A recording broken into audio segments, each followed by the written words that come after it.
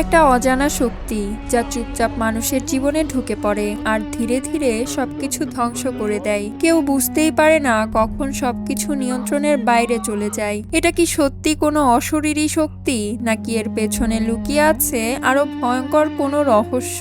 আজ আমি আপনাদের নিয়ে যাব সুকমা সিনেমার সেই অন্ধকার শিহরণ জাগানো গল্পে, যা আপনাদের শেষ পর্যন্ত ভাবিয়ে তুলবে। এই মুভিতে একেবারে ভিন্ন ধরনের কনসেপ্ট দেখানো হয়েছে এবং এই শেষের টুইস্টও বেশ ভয়ঙ্কর। এটা একটা ইন্দোনেশিয়ান হরর মুভি। তো চলুন গল্পটি শুরু করা যাক। মুভির শুরুতেই আমাদের একটি বিশাল বাড়ি দেখানো হয় এবং সেই বাড়ির বাইরে আমরা একটি বয়স্ক মহিলাকে দেখি। সে একটি মেয়েকে টেনে হিঁচড়ে বাড়ির ভেতরে নিয়ে যায়। মেয়েটি আসলে অচেতন থাকে। তারপর বাড়ির বাইরে একটি গাড়ির ওপর আমরা একটি কাপড়ও দেখতে পাই, যা সম্ভবত কোনো মহিলার ছিল। হঠাৎ করে সেই বয়স্ক মহিলা খুব রেগে যায়। মনে হয় তখনই সেই অচেতন মেয়েটি আবার জ্ঞান ফিরে পেতে শুরু করে। তখন মহিলাটি সেই মেয়েটিকে ধরে তার মাথা দরজার কাচের সঙ্গে জোরে তার পরের দৃশ্যে আমরা আরিনী নামের এক মেয়েকে দেখি। আরিনী তখন জোরে জোরে কাঁদতে থাকে। ঠিক সেই সময় সেখানে আরিনীর স্বামী হেন্দ্রা এসে পৌঁছায়। হেন্দ্রা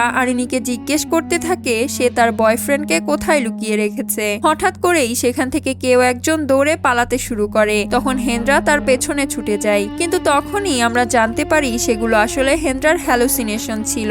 আসলে হেন্দ্রা সিজোফ্রেনিয়া রোগে ভুগতে থাকে। সেই কারণেই আরিনী খুবই দুঃখে থাকে এবং সে ভীষণ চিন্তিত থাকে যে তাদের ছেলে ইয়েন হয়তো হেন্দ্রার কাছ থেকে কোনো বিপদের সম্মুখীন হতে পারে। তারপর গল্প 2 বছর এগিয়ে যায়, যেখানে আমরা আরিনীকে দেখি যে তখন ব্রাম নামের একজন ছেলেকে বিয়ে করে। ব্রামের চাকরিতে প্রমোশন হয় এবং তার বদলির কারণে তারা নতুন একটি বাড়িতে ওঠে। মজার ব্যাপার হলো যে বাড়িতে তারা উঠতে যায় সেটাই ছিল মুভির শুরুতে দেখানো সেই বাড়ি। তবে তখন বাড়িটির অবস্থা অনেক খারাপ ছিল। আরিনী পুরো বাড়িটি ঘুরে দেখে। বাড়ির ভেতরে আরিনী আগের মালিকের একটি বড় ছবি ঝুলতে দেখে। তারা দুজন বাড়ি নিয়ে আলোচনা করতে থাকে। এমন সময় সেখানে সেই বাড়ির কেয়ারটেকার স্ত্রী এসে উপস্থিত হয়, সেই বয়স্ক মহিলা যাকে আমরা মুভির শুরুতে দেখেছি। এবার মহিলাটি আরিনীর জিনিসপত্র নিয়ে বাড়ির ভেতরে ঢুকতে সাহায্য করতে থাকে। মহিলাটি আরিনীকে জানায় যে সে গত 35 বছর ধরে সেই বাড়ির দেখভাল করছে। বাড়ির আসল মালিক সেখানে থাকে না, তাই সে সবকিছুই দেখাশোনা করে। ঠিক তখনই পাশের বাড়ির কয়েকজন বাচ্চা খেলতে খেলতে সেখানে আসে এবং তাদের মাঝেই একজন ছেলে ছিল যার নাম লুলুক। লুলুক তখন ধীরে ধীরে আরিনীর পরিবারের সঙ্গে খেলতে শুরু করে এবং সবার সঙ্গে তার ভালো বন্ধুত্ব হয়ে যায়। এদিকে আরিনী খুবই খুশি থাকে এবং সে ব্রামকে জড়িয়ে ধরে, কিন্তু ব্রাম একটু পিছিয়ে আসে কারণ তার কাছে আরিনীর জন্য একটি সারপ্রাইজ ছিল। ব্রাম আরিনীকে একটি ঘরে নিয়ে যায়। সেখানে একটি সেলাই মেশিন রাখা থাকে। সেটা দেখে আরিনী ভীষণ খুশি হয়ে যায়, কারণ আগে সে ফ্যাশন ডিজাইনের কাজ করত। তাই তখন আরিনী আবার নতুন করে নিজের কাজ শুরু করতে পারে। তারপর লুলুনকে এবং ইয়ানকে দেখা যায়। তারা লুকোচুরি খেলতে থাকে। খেলতে খেলতে এক সময় ইয়েন রান্নাঘরের পাশের একটি ঘরে লুকাতে যায়। সেখানে ইয়েন একটি অদ্ভুত হাতল দেখতে পায়। ইয়েন তখন হাতলটি টান দিতেই হঠাৎ করে মেঝের একটি অংশ ভেঙে নিচে পড়ে যায়। আসলে সেখানে একটি আয়না ছিল এবং নিচে অনেক পুরনো জিনিসপত্র পড়েছিল। দেখে মনে হয় যেন বাড়ির আগের মালিক ছিল খুবই ধনী একজন মানুষ। হঠাৎ করে কেউ দরজায় কড়া নাড়ার মতো শব্দ হতে থাকে। সেই শব্দ শুনে ইয়েন ভীষণ ভয় পেয়ে যায়। কিছুক্ষণ পর ইয়েন আয়নার সামনে গিয়ে দাঁড়ায়। হঠাৎ আয়নার ভেতরে ইয়েনের প্রতিচ্ছবি দেখা যেতে থাকে, কিন্তু সেই প্রতিচ্ছবিটি যেন নিজের দিকেই ঘুরে থাকে। সেই দৃশ্য দেখে ইয়েন খুব ভয় পেয়ে যায় এবং চিৎকার করতে শুরু করে, কিন্তু তার চিৎকারের শব্দ কেউ শুনতে পায় না, কারণ ইয়েন ঘরের মেঝের অনেক নিচে আটকে থাকে। তারপর লুলুক আরিনীকে জানায় যে ইয়েনকে কোথাও খুঁজে পাওয়া যাচ্ছে না, হয়তো ইয়েন কোথাও লুকিয়ে আছে, এমনটাই তারা ভাবে। কিন্তু পুরো বাড়ি খুঁজেও তাকে পাওয়া যায় না। তখন আরিনী দুশ্চিন্তা করতে শুরু করে। ঠিক সেই সময় ব্রাম বাড়ি ফিরে আসে। তারপর দুজনে মিলে পুরো বাড়ি জুড়ে ইয়েনকে খুঁজতে থাকে। অবশেষে তারা বুঝতে পারে যে ইয়েন মেঝের নিচের ঘরটিতে পড়ে গেছে। নিচে গিয়ে দেখা যায় ইয়েন অজ্ঞান হয়ে পড়ে আছে। সেই দৃশ্য দেখে আরিনী কান্না শুরু করে। তবে কিছুক্ষণ পর ইয়েনের জ্ঞান ফিরে আসে। তারপর আরিনী স্ত্রীকে শ্রীকে সেখানেই থাকতে বলে যাতে তার দেখভাল করতে পারে। শ্রী তখন কোনো এক কারণে অসন্তুষ্ট বা অখুশি মনে হয়। তারপর দেখা যায় রাতে ব্রাম যখন ঘুমায় তখন হঠাৎ ইয়েন উঠে দাঁড়ায় এবং ঘুমের মধ্যেই হাঁটতে শুরু করে। সেটা মোটেও স্বাভাবিক ছিল না। ইয়েন তখন উঠে রুম থেকে বাইরে চলে যায়। তখন দেখা যায় শ্রী ইয়েনকে নিজের দিকে ডাকে। এদিকে ব্রামও ঘুম থেকে জেগে ওঠে এবং বিছানায় তার ছেলে ইয়েনকে না দেখে সে ইয়েনকে খুঁজতে বের হয়। কিছুক্ষণ পর ব্রাম ইয়েনকে সিঁড়ির পাশে বসে থাকতে দেখে। ঠিক তখনই আরিনিও সেখানে চলে আসে, কারণ ইয়েন পিয়ানোর কিতে মাথা ঠুকতে থাকে আর সেই শব্দে আরিনি জেগে ওঠে। তারপর দুজনেই তাদের ছেলেকে নিয়ে আবার রুমে ফিরে যায়। পরদিন সকালে দেখা যায় ব্রাম কাজে যাওয়ার জন্য প্রস্তুত হয় আর আরিনি নাস্তা তৈরি করে। ঠিক তখনই শ্রী সেখানে এসে জানায় যে কিছু শ্রমিক আসে এবং তারা মেঝের কাজ করে। আরিনি হঠাৎ আয়নার দিকে তাকিয়ে দেখে সেখানে তার প্রতিচ্ছবি খুবই ভয়ঙ্কর দেখায়, কিন্তু পরের মুহূর্তেই সব স্বাভাবিক হয়ে যায়। তারপর শ্রমিকরা কাজ শুরু করে। তারা মেঝের নিচে পাওয়া কিছু জিনিসপত্র আরিনির ঘরে এনে রাখে, যদিও আরিনি চায় না যে সেগুলো বাড়ির ভেতরে রাখা হোক। কিন্তু শ্রী বলে এসব একদম ঠিক আছে, স্বাভাবিক জিনিস, এগুলো বাইরে ফেলে দেওয়ার দরকার নেই। তারপর ব্রাম কাজে বেরিয়ে যায় আর আরিনি নিজের কাজ করতে থাকে। হঠাৎ করে বাড়ির ডোরবেল বেজে ওঠে আর বাইরে থাকে হেনরা। হেনরা তাদের সঙ্গে দেখা করতে আসে। হেনরা ইয়েনকে তার সঙ্গে সাঁতার কাটতে নিয়ে যেতে চায়। আরিনি অনেকবার না করলেও হেনরা মানতে চায় না। শেষ পর্যন্ত আরিনি ইয়েনকে হেনরার সঙ্গে যেতে দেয়, তবে বারবার বলে দেয় যেন তাকে দ্রুত বাড়ি ফিরিয়ে আনা হয়। যদিও হেনরা আর আর্নি আলাদা হয়ে যায়, তবুও তাদের মধ্যে তখনও একটা সম্পর্ক থাকে। হেনরা মাঝে মধ্যে নিজের ছেলের সঙ্গে দেখা করতে আসে। তারপর হেনরা ইয়েনকে নিয়ে চলে যায়, কিন্তু অনেকক্ষণ পেরিয়ে গেলেও তারা বাড়ি ফিরে আসে না। তখন আরিনি দুশ্চিন্তা করতে শুরু করে এবং আরিনি সবকিছু ব্রামকে জানায়। ঠিক তখনই ব্রাম বাড়ি ফিরে আসে আর বাইরে তখন প্রবল বৃষ্টি হতে থাকে আর রাতও অনেক হয়ে যায়। তবে ব্রাম আসার কিছুক্ষণ পরেই হেনরা ইয়েনকে নিয়ে সেখানে হাজির হয়। হেনরা জানায় যে বৃষ্টির কারণে তারা পথে কোথাও থেমেছিল। সেই কথা শুনে আরিনি খুব রেগে যায়। আরিনি হেনরাকে সেখান থেকে চলে যেতে বলে। হেনরা তখন কিছু বলতে বলতে সেখান থেকে চলে যায়। সেই রাতেই আরিনি একটি অদ্ভুত স্বপ্ন দেখে। স্বপ্নে আরিনি একটি পাহাড়ের চূড়ায় দাঁড়িয়ে থাকে আর ব্রামও সেখানে উপস্থিত ছিল, কিন্তু সেখানে আরিনির জায়গায় অন্য একটি মেয়েকে দেখা যায়। যখন আরিনি আয়নার কাছে এগিয়ে যায় তখন সেই মেয়েটি হঠাৎ আরিনিকে ধরে ফেলে আর ভয়ে আরিনির ঘুম ভেঙে যায়। তারপর আরিনি বাথরুমে যায়। হঠাৎ বাথরুমের বাল্বটি ফেটে যায় আর আরিনি কারো দৌড়ে পালানোর শব্দ শুনতে পায়। আরিনি সেই শব্দের পিছু নেয়। দৌড়াতে গিয়ে আরিনির পায়ে কিছু একটা আঘাত লাগে। কিছুক্ষণ পর আরিনি দেখে একটি অদ্ভুত ছায়ামূর্তি সেখানে দাঁড়িয়ে আছে। আরিনি চিৎকার করতে শুরু করে এবং কাছে থাকা একটি জিনিস তুলে সেই ছায়াটির দিকে ছুঁড়ে মারে, কিন্তু আয়নার কিছুই হয় না। মনে হয় সেটা শুধু আয়নার ভেতরেই থাকে। তারপর হঠাৎ সেই আয়নাটি ভেঙে আরিনির ওপরে এসে পড়ে। ঠিক তখনই আবার তার ঘুম ভেঙে যায়। আসলে সেটা ছিল স্বপ্নের ভেতরে আরেকটি স্বপ্ন, এক ধরনের নাইটমেয়ার ইনসাইড আ নাইটমেয়ার। সেই ধরনের স্বপ্ন খুবই ভয়ঙ্কর, কারণ এতে মানুষ বুঝতেই পারে না কোনটা বাস্তব আর কোনটা কল্পনার জগৎ। ইয়েনকে রুমে না দেখে আরিনি খুঁজতে বের হয়। পরে গিয়ে দেখে ইয়েন শ্রীর কাছে আছে এবং শ্রী তাকে ঘুম পাড়াচ্ছে। শ্রী আরিনিকে বলে যে ইয়েন ঘুমের মধ্যেই হাঁটছিল। তারপর আরিনি ইয়েনকে নিজের সঙ্গে নিয়ে রুমে ফিরে যায়। এরপর দেখা যায় আরিনি তার বোন ন্যানার সঙ্গে ভিডিও কলে কথা বলছে। ঠিক তখনই ব্রাম সেখানে আসে। আরিনি আয়নার দিকে তাকিয়ে কথা বলতে থাকে, কারণ ব্রামের প্রতিচ্ছবি আয়নায় দেখা যাচ্ছিল। কিন্তু হঠাৎ ন্যানা তাকে বলে, তোমার ঘরে তো আর কারো কোনো প্রতিচ্ছবি দেখা যাচ্ছে না, তাহলে তুমি কার সঙ্গে কথা বলছো? সেই কথা শুনে আরিনি ভীষণ ভয় পেয়ে যায়। আরিনি তাড়াতাড়ি গিয়ে চারপাশে দেখে সত্যি সেখানে আর কেউ ছিল না। আরিনি আবার আতঙ্কিত হয়ে পড়ে। ঠিক তখনই হঠাৎ ভিডিও কলটিও কেটে যায়। তখনই ব্রাম এসে আরিনিকে শান্ত করার চেষ্টা করে। দৃশ্য আবার পরিবর্তন হয় এবং আরিনি আয়নাটি ভালো করে পরীক্ষা করতে থাকে। আরিনি আয়নার ওপর একটি অদ্ভুত চিহ্ন লক্ষ্য করে। ঠিক তখনই আরিনির ফোনে ব্রামের ফোন আসে। ব্রাম জানায় যে ইয়েনকে স্কুল থেকে আনতে যাওয়ার কথা থাকে, কিন্তু ইয়েন স্কুলে যায়নি। সেই কথা শুনে আরিনি দ্রুত খোঁজ নিতে বের হয়। শেষ পর্যন্ত আরিনি ইয়েনকে শ্রীর বাড়িতে খুঁজে পায়। ইয়েন তখন লুলুকের সঙ্গে খেলছিল।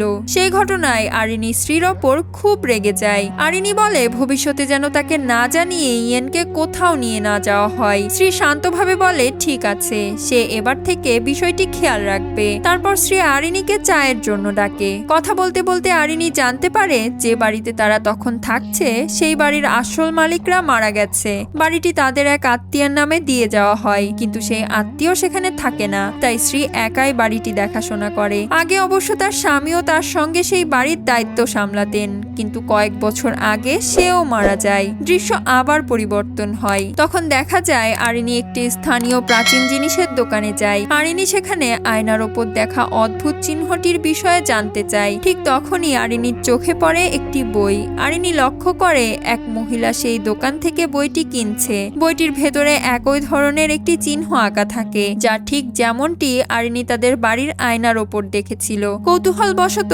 আরিনী সেই মহিলার পিছু নেয় এবং একটি ক্যাফে পর্যন্ত পৌঁছে যায়। সেখানে মহিলাটি আরিনীকে জিজ্ঞেস করে, তুমি আমার পিছু নিচ্ছ কেন? তখন আরিনী সবকিছু খুলে বলে। সব কথা শোনার পর মহিলা নিজেকে পরিচয় করিয়ে দেয়। মহিলাটি বলে তার নাম তেয়াস। তেয়াস জানায় তার বড় বোন সারির সঙ্গেও এমন ঘটনাই ঘটে। আর তখন বোঝা যায় সারি সেই মহিলা যাকে আরিনী নিজের স্বপ্নে দেখেছিল, অর্থাৎ আয়নার ভেতরে যে মেয়েটিকে আরিনী দেখেছিল সেই ছিল সারি। তেয়াস আরিনীকে বলে সেই চিহ্নটি আসলে আয়নার সঙ্গে সম্পর্কিত, তবে সেও চিহ্নটির বিষয়ে খুব বেশি কিছু জানে না। একদিন আরিনীর বোন নেনা তার সঙ্গে দেখা করতে আসে। আরিনী তাকে নিজের কাজের ঘরে নিয়ে যায়। নেনা তখন সেই ঘরের আয়নাটি দেখতে পায় এবং আয়নাটি কাপড় দিয়ে ঢাকা থাকে। নেনা কৌতূহল বশত কাপড়টি সরিয়ে দেয়। তারপর আরিনী নিজের কাজে মন দেয়। হঠাৎ তখন আয়নার ভেতরে সারির আত্মা দেখা যায়। সেই দৃশ্য দেখে আরিনী ভীষণ ভয় পেয়ে যায়। ঠিক তখনই তারা কারো পায়ের শব্দ শুনতে পায়। সেই শব্দ নেনাও শুনতে পায়।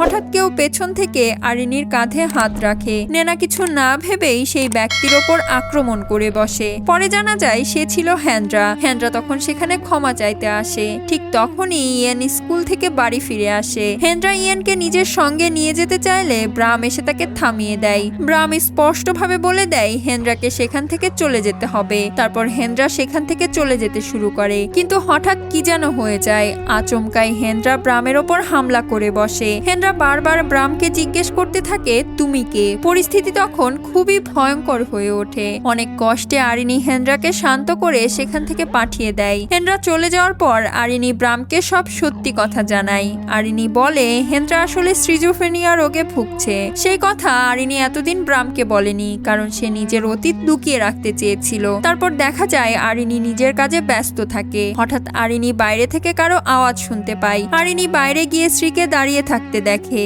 আরিনীর মনে তখন স্ত্রীকে নিয়েও সন্দেহ জন্মাতে শুরু করে। তারপর আরিনী আবার আয়নাটি পরীক্ষা করতে যায়। হঠাৎ তখন আয়নার ভেতর থেকে একটি শব্দ ভেসে আসে, ডু নট ট্রাস্ট হিম। সেই শব্দ শুনে আরিনী আতঙ্কিত হয়ে পড়ে। আরিনী আয়নার ওপরের চিহ্নটি মুছে ফেলার চেষ্টা করে, কিন্তু কোনো লাভ হয় না। তারপর আরিনী ইয়েনকে স্কুল থেকে আনতে যায়। সেখানে তার সঙ্গে আবার হেনরার দেখা হয়। আরিনী শুরু থেকে তখন পর্যন্ত ঘটে যাওয়া সব ঘটনা খুলে বলে, আয়না, চিহ্ন, স্বপ্ন সবকিছু। আরিনী আয়নার বোর্ডে লেখা রহস্যময় লেখার কথাও জানায়। তখন হেনরা বলে সেই বোর্ডে আসলে একটি গুপ্ত সংকেত লুকানো আছে। হেনরা জানায় সেই বোর্ডের ভেতরে দুইটি নাম লুকানো আছে, একটি সুকমা আর অন্যটি ভীরা, আর এই সিনেমার নামও সুকমা। তারপর আরিনী তেয়াসের সঙ্গে দেখা করতে যায়। সেখানে আরিনী জানতে পারে তেয়াসের বোন সারি এবং তার মা 2 বছর আগে ঠিক সেই বাড়িতেই থাকতেন, যে বাড়িতে তখন আরিনীরা আছে। তেয়াস জানায় প্রথমে সবকিছু স্বাভাবিকই ছিল,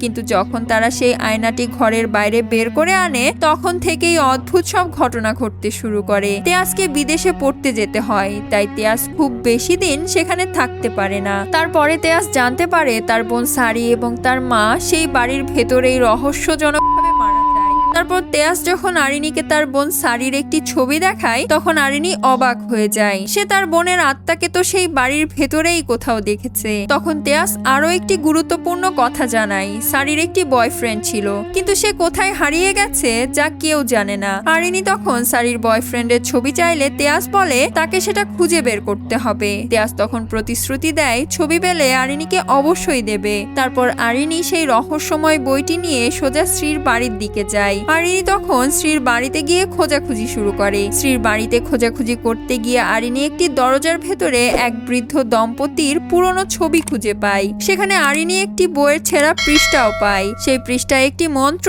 বা রীতি লেখা থাকে, যা আসলে দেহ পরিবর্তনের একটি রহস্যময় রীতি। সেখানে লেখা থাকে, পূর্ণিমার রাতে যদি কেউ আয়নার দরজা খুলে নিজের রক্ত সেই ব্যক্তিকে পান করায় যার শরীরে সে নিজের আত্মা স্থানান্তর করতে চায় এবং তারপর সেই ব্যক্তিকে একটি ধারালো অস্ত্র দিয়ে হত্যা করে, তাহলে সে চিরতরে তরুণ থাকার ক্ষমতা পাবে। সেই ভয়ঙ্কর কথা পড়ে আরিনী শিউরে ওঠে। আরিনী তখন সেই পৃষ্ঠাটি নিজের সঙ্গে নিয়ে নেয়। সে আরো অবাক হয়ে দেখে সেই পৃষ্ঠাটি আসলে সেই একই বইয়ের অংশ যা আরিনী আগে তেয়াসের কাছ থেকে নিয়েছে, অর্থাৎ অ্যান্টিক শপ থেকে কেনা বইটি। তারপর আরিনী স্ত্রীকে রাতের খাবারের জন্য আমন্ত্রণ জানায়। খাওয়ার সময় কথা বলতে বলতে আরিনী হালকাভাবে জানতে চায় সারি কেমন মেয়ে ছিল। স্ত্রী জবাব দেয় সে তার প্রতিটি ভাড়াটিয়ার পছন্দ অপছন্দ সব জানে, কিন্তু যখন সারি আর তার মা সেখানে থাকতে আসে তখন নাকি স্ত্রী সেখানে ছিল না। সেই কথা শুনে আরিনী প্রশ্ন করে, যদি আপনি তখন সেখানে না থাকেন তাহলে আপনার জায়গায় কে ছিল? আরিনী হঠাৎ তখন কাঁদতে শুরু করে। স্ত্রী মুখ ঢেকে সেখান থেকে সরে যেতে থাকে। যাওয়ার আগে সে বলে, যখন সারি আর তার মা সেই বাড়িতে ছিল তখন তাদের দেখাশোনা করে সুকমা। সেই কথা বলে স্ত্রী সেখান থেকে চলে যায়। আরিনী পুরো ঘটনা ব্রামকে জানায়, কিন্তু ব্রাম বলে স্ত্রী খুব ভালো মানুষ, হয়তো আরিনী অতিরিক্ত ভাবছে। ব্রাম আরিনীকে এসব নিয়ে বেশি মাথা ঘামাতে বারণ করে এবং কাজে চলে যায়। ব্রাম চলে যাওয়ার পর স্ত্রী আবার আরিনীর কাছে আসে। স্ত্রী আরিনীকে বলে যদি সে সত্য জানতে চায় তবে তার সঙ্গে স্ত্রীর বাড়িতে যেতে হবে। আরিনী তখন তার সঙ্গে স্ত্রীর বাড়িতে যায়। স্ত্রী দরজা বন্ধ করে চাবি ঝুলিয়ে রাখে। সেই সময় আরিনী সন্দেহজনক কিছু লক্ষ্য করে। আরিনী বাথরুমে যাওয়ার অজুহাত দিয়ে ঘরের চাবি খুঁজতে শুরু করে। ঠিক তখনই স্ত্রী সব সত্য স্বীকার করে ফেলে। সে জানায় সারি তার প্রয়োজনের উপযুক্ত ছিল না, তাই তাকে হত্যা হয়েছে এবং তার মাকেও। আরিনী তখন বুঝতে পারে স্ত্রী সেই বডি ট্রান্সফার আচার সম্পর্কে সব জানে। স্ত্রী আসলে সারির শরীরে নিজের আত্মা স্থানান্তর করতে চেয়েছিল, কিন্তু পূর্ণিমার সময় শেষ হয়ে যাওয়ায় সেই ট্রান্সফার সম্পূর্ণ হয় না। তাই রাগে অন্ধ হয়ে স্ত্রী সারিকে হত্যা করে। তখন স্ত্রী আরিনীকে জানায় সে জানে আরিনী সেই বইয়ের পৃষ্ঠা চুরি করেছে, কিন্তু তাতে কোনো লাভ নেই, পুরো মন্ত্র তার মুখস্থ। স্ত্রী স্পষ্ট বলে এবার সে আরিনীর শরীরে নিজের আত্মা স্থানান্তর করবে। সেই কথা শুনেই আরিনী পালানোর চেষ্টা করে, কিন্তু স্ত্রী দরজার ফাঁকে আরিনীর হাত চেপে ধরে। কষ্টে কোনো রকমে নিজেকে ছাড়িয়ে নিয়ে আরিনী সেখান থেকে পালিয়ে যায়। রাস্তার মধ্যে আরিনীর সঙ্গে ব্রামের দেখা হয়। আরিনী ব্রামের সঙ্গে গাড়িতে উঠে বাড়ি ফিরে আসে। বাড়ি পৌঁছে আরিনী ব্রামকে বলে তাদের দ্রুত এখান থেকে চলে যেতে হবে, কিন্তু তার মধ্যেই স্ত্রী বাড়ির বাইরে এসে হাজির হয়। আরিনী অনেক বাধা দেওয়া সত্ত্বেও ব্রাম দরজা খুলে দেয়। তারপর ঘটে সবচেয়ে বড় টুইস্ট। ব্রাম হঠাৎ স্ত্রীকে জড়িয়ে ধরে। সেই দৃশ্য দেখে আরিনী পুরো হতবাক হয়ে যায়। আরিনী কিছুই বুঝতে পারে না, কারণ ব্রাম নিজেই আরিনীর থেকে দূরে সরে যেত, আর এখন সে নিজেই স্ত্রীর কাছে গিয়ে তাকে জড়িয়ে ধরছে। পরের মুহূর্তেই ব্রাম আরিনীকে অজ্ঞান করে ফেলে। তারপর দৃশ্য কেটে যায়। সেখানেই সিনেমার আসল রহস্য উন্মোচিত হতে শুরু করে। আসলে স্ত্রী আর কেউ নয়, সে নিজেই সুকমা, আর ব্রামের আসল নাম ভীরা। আয়নাটির ওপরে যে দুটি নাম লেখা ছিল সুকমা এবং ভীরা, সেগুলো আসলে সেই দুজনেরই নাম। তারা দুজন বাস্তবে স্বামী স্ত্রী। সুকমা নিজের আত্মাকে নতুন শরীরে স্থানান্তর করতে চায়, কিন্তু সে এতে সফল হতে পারে না। অন্যদিকে ভীরা সফল হয়ে যায়। ভীরা নিজের আত্মা ব্রামের শরীরে স্থানান্তর করে একটি তরুণ দেহ লাভ করে, কিন্তু সুকমা ব্যর্থ হয়। সে আরেকবার চেষ্টা করার সিদ্ধান্ত নেয় এবং সেইবার সে আরিনীর শরীরকে লক্ষ্য করে। এক পর্যায়ে আরিনী এক ভয়ঙ্কর দৃশ্য দেখতে পায়। আয়নাটির সামনে সুকমা ও ভীরাকে নাচতে দেখা যায়, আর মুহূর্তের মধ্যেই তাদের আসল ভয়ঙ্কর রূপ ফুটে ওঠে। তারপর ভীরা আরিনীকে সব সত্য জানায়। ভীরা বলে সেই দিন হেনরা ভীরার ওপর আক্রমণ করে কারণ সে ভীরার আসল রূপের আভাস পেয়ে যায়, কিন্তু তখন আরিনী স্ত্রীর কথায় বিশ্বাস করে হেনরার কথায় গুরুত্ব দেয় না। ভীরা আরো জানায় সবকিছু শুরু হয় সেই দিন থেকে, যেদিন সে এবং সুকমা সেই রহস্যময় আয়না ও বইটি খুঁজে পায়। প্রথমে তারা সেই বাড়ির এক বাসিন্দার শরীরে নিজেদের আত্মা স্থানান্তর করে, কিন্তু সময়ের সঙ্গে সঙ্গে সেই শরীরগুলো দুর্বল হয়ে পড়তে শুরু করে। ভীরা ও সুকমার আরো তরুণ দেহের প্রয়োজন হয়, অর্থাৎ তারা আবার অন্য কারো শরীরে আত্মা স্থানান্তর করতে চায়। ভীরা ইতিমধ্যেই ব্রামের শরীরে নিজের আত্মা স্থানান্তর করতে সফল হয়, কিন্তু সুকমা সারির শরীরে শরীরে আত্মা স্থানান্তর করতে পারে না, কারণ পূর্ণিমার রাত শেষ হয়ে যায় আর সেই বিশেষ রীতি সম্পন্ন করা সম্ভব হয় না। তারপর ভীরা ইয়েনকে খুঁজতে শুরু করে, কিন্তু ইয়েনকে কোথাও খুঁজে পাওয়া যায় না। আসলে ইয়েন লুকিয়ে থাকে আয়নার ঘরের কাছাকাছি একটি উঁচু জায়গায়। ঠিক তখনই ইয়েনের ফোন বেজে ওঠে এবং ভীরা সেখানে চলে আসে, কিন্তু ভীরা ইয়েনকে খুঁজে পাওয়ার আগেই সুকমা তাকে ডেকে নেয় আর ভীরা সেখান থেকে চলে যায়। ভীরা চলে যাওয়ার পর ইয়েন দ্রুত হেনরাকে ফোন করে সেখানে আসতে বলে। হেনরা খুব দ্রুতই সেখানে পৌঁছে যায়। ঘরে ঢুকে হেনরা সেই রহস্যময় বইটি দেখে এবং সবকিছুই বুঝে ফেলে। হেনরা ইয়েনকে সেখানেই থাকতে বলে এবং নিজে আয়নার ঘরের ভেতরে ঢুকে যায়। আসলে সেই আয়নার ভেতরে একটি গোপন গুহা ছিল। সেখানে উপস্থিত থাকে বহু আত্মা, যাদের শরীরে একসময় ভীরা ও সুকমা নিজেদের আত্মা স্থানান্তর করে। হেনরা সেখানে গিয়ে দেখে সুকমা আবারও আত্মা স্থানান্তরের রীতি শুরু করে দিয়েছে। ঠিক সেই মুহূর্তে ইয়েন সেখানে উপস্থিত হয়। হেনরা ইয়েনকে বাঁচাতে এগিয়ে যায় এবং ভীরা হেনরার ওপর আক্রমণ করে। এদিকে সুকমা প্রায় আত্মা স্থানান্তরের আচার সম্পূর্ণ করে ফেলে। ঠিক সেই সময় ইয়েন একটি স্লিংশটের সাহায্যে সুকমার ওপর আঘাত করে। সেই সুযোগে হেনরা দ্রুত গিয়ে আরিনীকে মুক্ত করে। হেনরা তখন তাড়াতাড়ি আরিনী এবং ইয়েনকে সেখান থেকে বেরিয়ে যেতে বলে। আরিনী ইয়েনকে নিয়ে দ্রুত সেখান থেকে পালাতে শুরু করে। পথে আয়নার ভেতরে আটকে থাকা অসংখ্য আত্মাকে দেখতে পেয়ে আরিনী আতঙ্কে পড়ে যায় এবং হোঁচট খেয়ে নিচে পড়ে যায়। ঠিক তখনই সুকমা তাদের ওপর আবার আক্রমণ করে এবং ইয়েনকে এমন সময় হেনরা আবার সেখানে এসে সুকমাকে থামিয়ে দেয়, কিন্তু সুকমা ভয়ঙ্করভাবে হেনরার শরীরে আঘাত করে তাকে মারাত্মকভাবে আহত করে। গুরুতর আহত অবস্থায় হেনরা আরিনীকে বলে সে যেন ইয়েনকে নিয়ে দ্রুত সেখান থেকে বেরিয়ে যায়। আরিনী ইয়েনকে নিয়ে অবশেষে সেই অভিশপ্ত আয়নার ঘর থেকে বাইরে বেরিয়ে আসে। তখন আরিনী সবকিছু বুঝতে পারে যে হেনরা কখনোই তাদের জন্য বিপদ ছিল না, বরং হেনরা তাদের বাঁচানোর জন্যই লড়াই করে। সেই সত্য উপলব্ধি করে আরিনী ভীষণভাবে ভেঙে পড়ে এবং অনুতপ্ত হয়, কারণ সে আগে হেনরার কথা বিশ্বাস করেনি। আরিনী বুঝতে পারে ভীরা তাকে প্রতারণা করেছে, আর সেই প্রতারণার পেছনে ছিল সুকমার ভয়ঙ্কর পরিকল্পনা। আর হেনরার সঙ্গে কাটানো মুহূর্তগুলো আরিনীর মনে ভেসে উঠতে থাকে। ঠিক তখনই পূর্ণিমা শেষ হওয়ার আগ মুহূর্তে হেনরা হঠাৎ আয়নার ভেতর থেকে বেরিয়ে আসে, কারণ হেনরা বেঁচে থাকে। হেনরাকে জীবিত দেখে আরিনী ভীষণ খুশি হয়ে ওঠে। তারপর গল্প কয়েকদিন পরের সময়ে এগিয়ে যায়।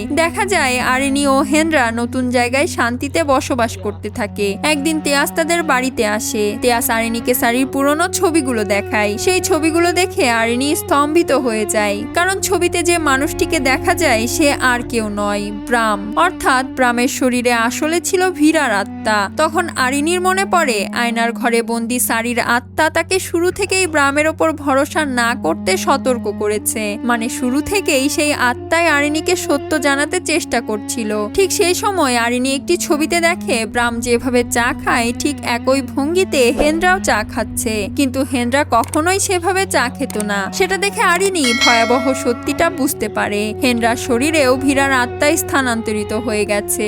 অর্থাৎ প্রকৃত হেনরা অনেক আগেই।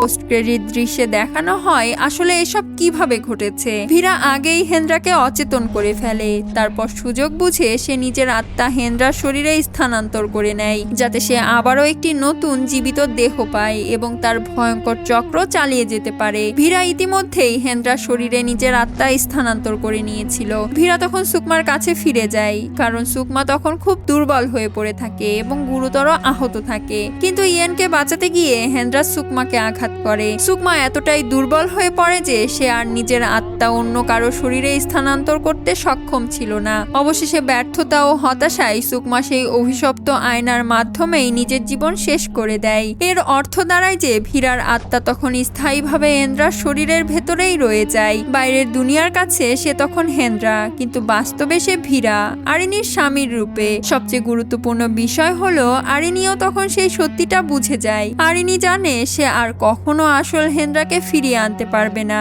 আর না ভীরা কখনো সুকমাকে ফিরিয়ে আনতে পারবে। অবশেষে পরিস্থিতি এমন জায়গায় এসে দাঁড়ায় যেখানে আর কোনো পথ খোলা থাকে না। তখন বাস্তবতা হলো আরিনীকে ভীরার সঙ্গেই থাকতে হবে হেনরার পরিচয়ে। তাদের দুজনকেই সেই কঠিন সত্য মেনে নিয়ে বাঁচতে হবে। আরিনী জানে তার জীবনের সবচেয়ে কাছের মানুষটি আসলে অন্য কেউ। ভীরা জানে তার অস্তিত্ব টিকে আছে প্রতারণা ও মৃত্যুর ওপর দাঁড়িয়ে। তারা দুজনেই জানে অতীত আর কখনো ফিরে আসবে না। শেষ পর্যন্ত প্রশ্ন একটাই থেকে যায়, তারা কি এই ভয়ঙ্কর সত্য মেনে নিয়ে একসঙ্গে বাঁচবে, নাকি অপরাধবোধ, ভয় ও অতীতের ছায়া একদিন তাদের সম্পর্ককে ভেঙে দেবে। আর এভাবেই সুকমা সিনেমা এখানেই শেষ হয়ে যায়। তো বন্ধুরা, এটাই ছিল সুকমা সিনেমার গল্প। সংক্ষেপে বলতে গেলে সুকমা ও ভীরা ছিল স্বামী স্ত্রী। যখন তারা সেই ভয়ঙ্কর আচার সম্পর্কে জানতে পারে, তখন তারা সেই ধনী দম্পতির শরীরে নিজেদের আত্মা স্থানান্তর করে, যারা সেই বাড়িতেই থাকতো যেখানে বর্তমানে আরিনী বসবাস করে, কারণ তাদের উদ্দেশ্য থাকে চিরদিন তরুণ থাকা। কিন্তু যখন সেই দেহগুলো ধীরে ধীরে বুড়ি হয়ে যেতে শুরু করে, তখন তাদের আবার নতুন তরুণ শরীরের প্রয়োজন হয়। তখন ভীরা ও সুকমা পরিকল্পনা করে যে তারা সেই বাড়িতে নতুন মানুষদের ফাঁদে ফেলবে এবং তাদের শরীর দখল করবে। ভীরা ইতিমধ্যেই ব্রাহ্মের শরীর দখল করতে সক্ষম হয়। তারপর সুকমা সারির শরীর দখল করতে চায়, কিন্তু পূর্ণিমার সময় শেষ হয়ে যাওয়ায় সে তা করতে পারে না। ফলে সুকমার পরিকল্পনা অপূর্ণই থেকে যায়। সুকমা অন্য একটি দেহে আটকে পড়ে যায় এবং সেই দেহটিও ধীরে ধীরে দুর্বল হয়ে পড়তে থাকে। অন্যদিকে ভীরা, যে তখন ব্রাহ্মের শরীরে থাকে, সে বুঝতে পারে যে খুব শীঘ্রই তাদের একটি নতুন শরীরের প্রয়োজন হবে। সেই কারণেই ভীরা পরিকল্পনা করে আরিনীকে ফাঁদে ফেলতে,